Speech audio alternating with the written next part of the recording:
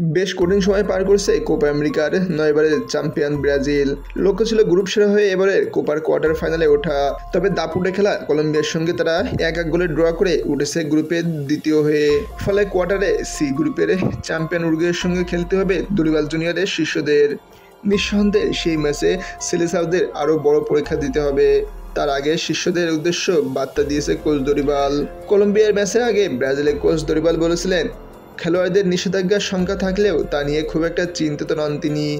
কিন্তু কলম্বিয়ার বিপক্ষে ম্যাচের পর হয়তো কিছুটা দুশ্চিন্তা তাকে করতেই হবে, কারণ যাকে ঘিরে সেলেসাওদের এত প্রত্যাশা সেই ভিনিসিয়াস জুনিয়র পড়েছে নিষেধাজ্ঞার কবলে। এছাড়া কলম্বিয়ার বিপক্ষে আরও একবার শক্ত রক্ষণবেগ ভাঙতে পরীক্ষা দিতে হয়েছে ব্রাজিলকে। ওপেন প্লে থেকে আসেনি গোল। কলম্বিয়ার বিপক্ষে ১-১ গোলের ড্রটা তাই কিছুটা ব্যাকফুটে ঠেলে দিয়েছে ব্রাজিলকে। কোয়ার্টারে তাদের জন্য অপেক্ষা করছে সি গ্রুপের চ্যাম্পিয়ন উরুগুয়ে। মার্সেলো রিয়েলসের অধীনে যে দলটি এবারে আসলে অন্যতম ফেভারিট।